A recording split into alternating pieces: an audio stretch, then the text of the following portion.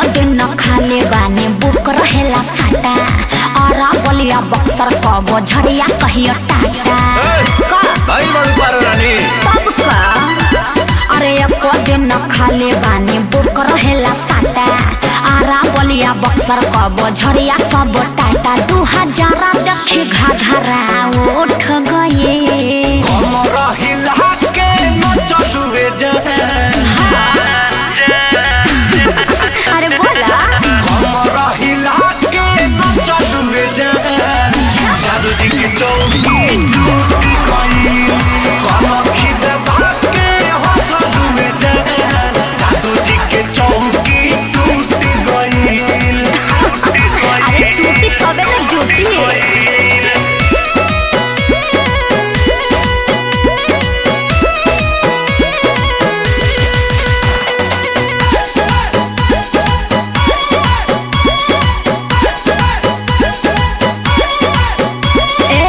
तोहरा कवन परेशानी बा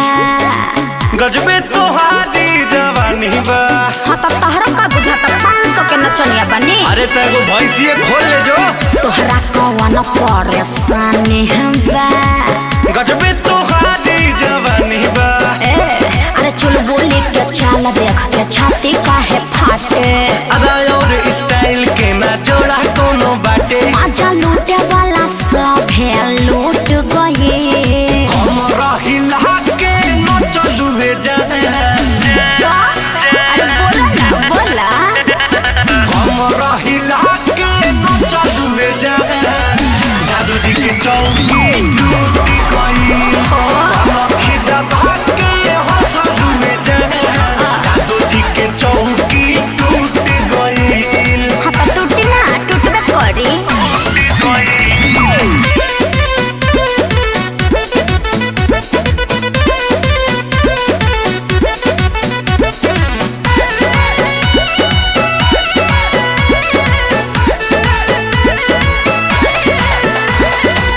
मिले वाला ये तना बुझला घर बोला तोहरो कहाँ काहे बताई तहरा के हो लगलू टेढ़ हुए हाँ तो का चिचकारी मिले वाला ये तना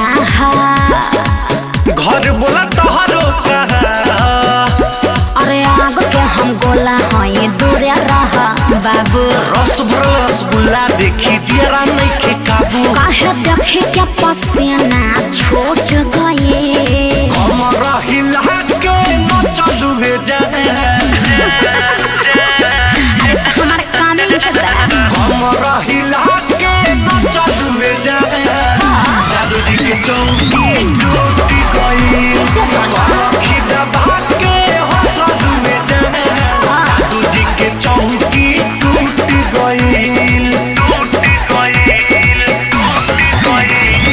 अरे इतने ना कल पांडे जी के यहाँ भी 2 चौकी टूटल रहे